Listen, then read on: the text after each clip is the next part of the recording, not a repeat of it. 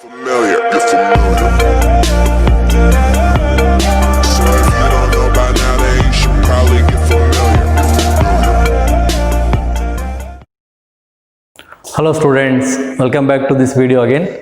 Now in this video, part 2, okay, we are going to discuss the production of X-rays, right? So in the last video, I just given the introduction about X-rays, what kind of electromagnetic rays they are and what are the basic properties of X-rays and some applications of X-rays, okay. Now let us see how these X-rays are produced, okay. So these X-rays are produced first by the scientist called W.D. Coolidge, okay, in 1913, and hence, so these X-rays are said to be produced always in the Coolidge tube, okay, the instrument, the special device called Coolidge tube.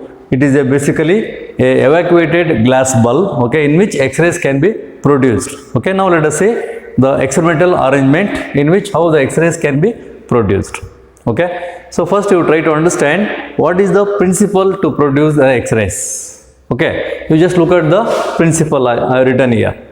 So just go through the principle first, okay. See, X-rays are produced whenever fast moving electrons strike a high atomic weight solid.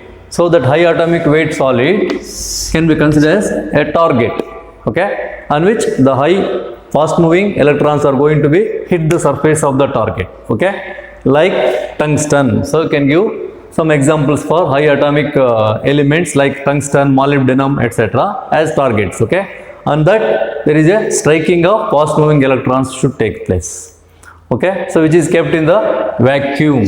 There should be evacuated tube, so should be kept in the vacuum. So what is the principle then? So in this kind of arrangement, so due to the interaction between the accelerated electrons, that means these fast moving electrons are called accelerated electrons here, okay, with nuclei and atomic electrons. So where are that nuclei and atomic electrons? They are present inside the target, okay. So the interaction between the accelerated electrons with nuclei and atomic electrons present in the target material, right. So that is the basic principle here. So there should be an interaction between the fast moving electrons with the atomic electrons of the target, okay, and there should be interaction between the fast moving electrons and nuclei of the atomic electrons of the target material, okay. So due to that interaction mechanism, so there will be a loss of some kind of energy takes place between the electrons, interacted electrons or atomic electrons takes place here. So that loss of energy, okay, loss of energy of the accelerated electrons or the loss of energy of the atomic electrons is emitted in the form of photons, okay. So that photons are considered as X-rays here, okay. So now based on that principle, so we can try to understand now how the X-rays are produced, okay. Now look at the experimental arrangement. So now we have a evacuated glass tube. See, this is the specially devised glass bulb, okay. Inside there is a vacuum, so that is why it is called evacuated bulb, okay. And it is also called Coolidge tube also, Coolidge tube, okay. So Coolidge X-ray tube also we can say.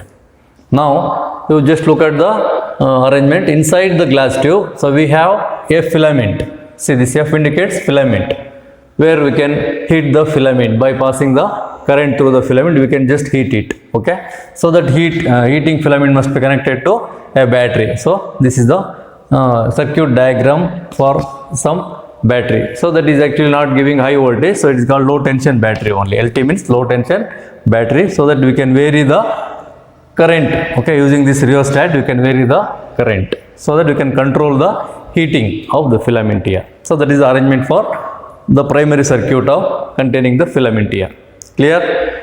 Okay. Now in front of the filament, so we have a screen guard, okay, so that the heating filament will produce the electrons, you know. So that emitted electrons are called thermions. Why it is called thermions? Because they are thermally emitted electrons, okay. Thermally emitted electrons are called thermions here. So that thermions are emitted, okay, by the filament and passing through certain screening. So that screening metal is called actually cathode. It is called cathode, Okay, so such electrons emitted should be attracted towards another terminal. Okay, so what is that another terminal? So the terminal is called actually anode. Okay, so why it is called anode and cathode, I will tell you. Because this cathode terminal is connected to a battery. So this is negative terminal. You can look at the battery here. Okay, so this is negative terminal, this is negative terminal. So both are common terminal here, right? So the negative terminal is connected to a cathode. So the positive terminal is connected to anode always, right? So the positively connected anode can attract the electrons emitted by the filament here. Okay, so on the surface of the anode, so what we have, we can just look at the thick surface. So that is the highly mass of target is considered. So either it may be a tungsten or molybdenum. Okay, so you can take any high melting point metal, okay, high atomic number with high melting point metal like tungsten or molybdenum, as I said here. Okay, so that surface is coated with some kind of material as a target here. Okay, we can call it as target. And then, so this target is connected to some cooling fins. Cooling fins or some circulation of water also. Okay, so in fact this is actually the copper metal, so that it absorbs heat energy. Whenever the target gets heated, it absorbs the heat energy, and that heat energy is passed to the coolants. Okay, so in that coolants the heat can be removed, it can be reduced. Okay, now this is the experimental arrangement, simple it is. Okay, so now you just look at the battery. We have high tension battery connected between cathode and anode. So this may be varying between 30 kilovolts to 100 kilovolts. Clear? 30 kilovolts to 100 kilovolts, high tension it is. Okay, so that is necessary here, because between these two there is no direct continuity between cathode and anode. So we have to accelerate the electron, whatever the electrons emitted in the filament, that electrons must be accelerated. So it is possible only if we have sufficient positive potential across the anode. Okay, because electrons are negatively charged, isn't it? Electrons are negatively charged, so they can be attracted towards highly positive potential. So this anode should be acted as connected as positive terminal, so it should be acted as high positive potential, so that it can attract all the electrons towards it. Okay, when it attracts the electrons, then the electrons will move with very high speed and then hit the surface of the target. Okay, so that is actually the continuous bombardment of the electrons on the target here.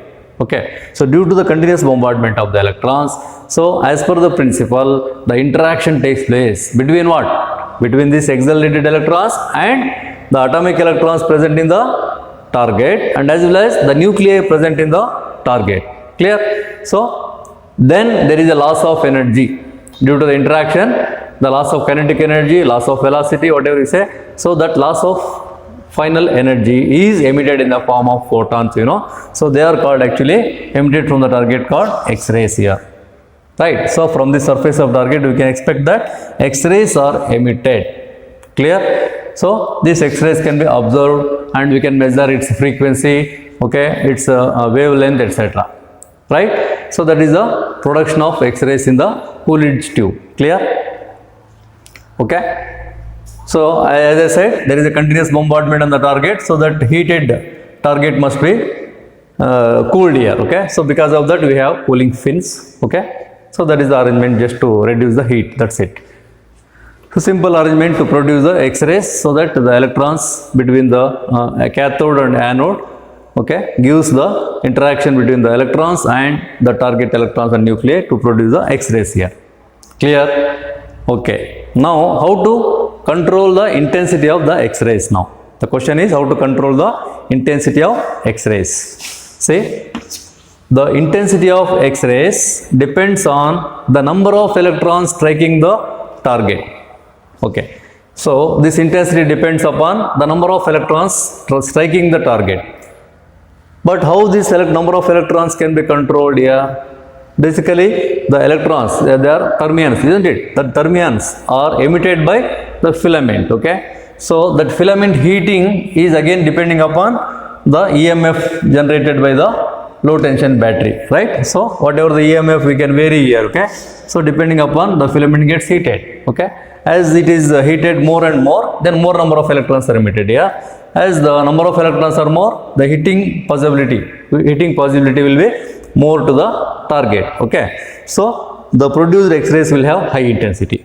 So if you want to get low intensity, you have to reduce the EMF, reduce the temperature of the filament, and number of electrons emitted by the filament also reduces, and corresponding intensity also decreases here. So in that way we can say that the intensity of X-rays depends on the number of electrons striking the target. Okay, so this number depends upon further temperature of the filament. Okay, so that is interdependent. Intensity depends on number of electrons emitted depends upon the temperature of the filament. So the temperature of the filament can be controlled by the EMF of the low tension battery here. Clear? So we can say intensity depends upon number of striking electrons, that depends upon temperature of the filament, and further depends upon heater current. So the heater current is controlled by the rheostat here. Okay, so heater current can be controlled by rheostat, and further that depends upon the EMF of the low tension battery. So in that way we can control the intensity of the X-rays here produced in the Coolidge tube. Clear? Okay, so next part is the quality of X-rays. You look at the quality of X-rays. What do you mean by quality of X-rays? Quality of X-rays means the X-rays may have different wavelength again, because it has a range, 0.1 to 1 angstrom unit, right? So one can vary the wavelength. Based on that, again frequency also changes. Okay, and further its energy in terms of electron volts, X-rays will have different energy. Okay, so based on that energy, again the penetration power, as X-rays passes through any material, they can penetrate deeper into the material, right? So that penetration power of the X-rays. So these are all concluded in the form of quality of X-rays. Okay, so how to control the quality of X-rays, and on what factors this quality of X-rays depends further? You just look at here. So quality of X-rays depends upon kinetic energy of the accelerated electrons. Clear? So which electrons that is? So these emitted electrons only.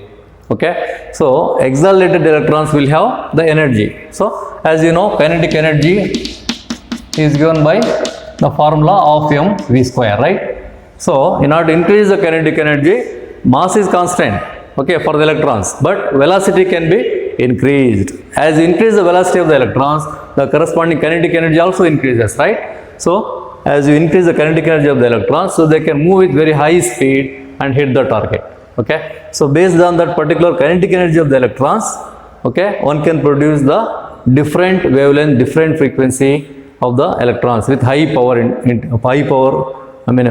penetration power of the X-rays can be produced. So and hence we can say quality of X-ray depends upon kinetic energy of the accelerated electrons. Okay, how the kinetic energy of the electrons can be adjusted, okay, how it can be controlled then further? So that depends upon the potential difference between this cathode and anode. Okay, so because there is a gap here, okay, so this potential difference is matters here. So if it is high potential difference, then electrons are highly accelerated with high velocity. Okay, they can move with very high velocity. So that potential difference is maintained by this high tension battery further. Okay, so as you increase the voltage between 30 kilovolts to 100 kilovolts, okay, so the EMF of the high tension battery can adjust to increase or decrease the potential difference between the cathode and anode here. Okay, so in that way we can adjust the quality of the X-rays produced in the Coolidge tube here. So look at here. So quality of X-rays, kinetic energy of the electrons, and that depends upon potential difference. PD means potential difference here between cathode and anode. Clear? And further that potential difference depends upon EMF of the high tension battery. EMF of the high tension battery. Clear? So in that way we can work with the Coolidge tube. Okay, Coolidge X-ray tube to produce the desired intensity, desired wavelength, desired frequency, okay, etc. So it is possible to produce all types of X-rays here. Okay, so basic instrument to understand the mechanism of production of X-rays. Clear? So once we have the X-rays produced in the Coolidge tube, we can classify. Okay, so based on two parameters here, we can classify the X-rays based on two parameters. What are that? Look at here. Classification of X-rays. So based on the quality, as I said, the quality depends upon its frequency, wavelength, and penetrating power. Penetrating power, isn't it? So based on that, so we have different quality of X-rays. So we can classify that as either soft X-rays or hard X-rays. Clear? So what do you mean by the soft X-rays? See, the X-rays which are having the penetration power, okay, with very low value. I mean low penetrating power X-rays, low penetrating power X-rays. Okay, so that is basically depending upon the wavelength. So wavelength is not that shorter here. So little higher wavelength, little lower frequency. Okay, that kind of frequency. Okay, and will have low penetrating power. Will have low penetrating power. So they can be considered as soft X-rays here. If they are having high penetrating power, what do you mean by that? So they can penetrate deeper into the material. Okay, they can go longer distance into the given material. So that is high penetration power. Okay, such X-rays are called hard X-rays. Clear? So like that you can have soft or hard X-rays based on the quality of X-rays. Okay, and you can see that the intensity also. Intensity of the X-rays also different, you know.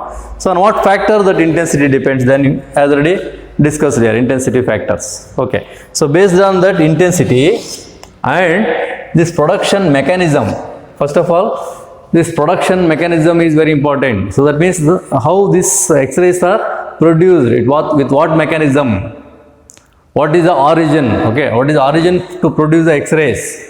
So based on that particular mechanism and intensity, so we can classify the X-rays. Clear? Based on intensity and production mechanism, or we call it as based on origin of the production of X-rays, you can classify the X-rays as continuous X-rays or characteristic X-rays. Okay, so because that part is very important for you. You have to understand the mechanism, you have to understand the origin of the production of X-rays. Then only you can understand, okay, the clear idea of production of X-rays here. And then you can classify the possibility of production of continuous X-rays or the possibility of production of characteristic X-rays. Okay, so that part I will discuss in the next video. Okay, so in this part of the video, just try to understand how the X-rays are produced with the help of this diagram designed by Coolidge. Okay, and try to understand the principle and control of intensity, control of the quality, etc., and different types of possible X-rays. Okay, so in the next video or in the next part of the video, I will discuss how these continuous X-rays and characteristic X-rays are produced. Okay, see you in the next video then.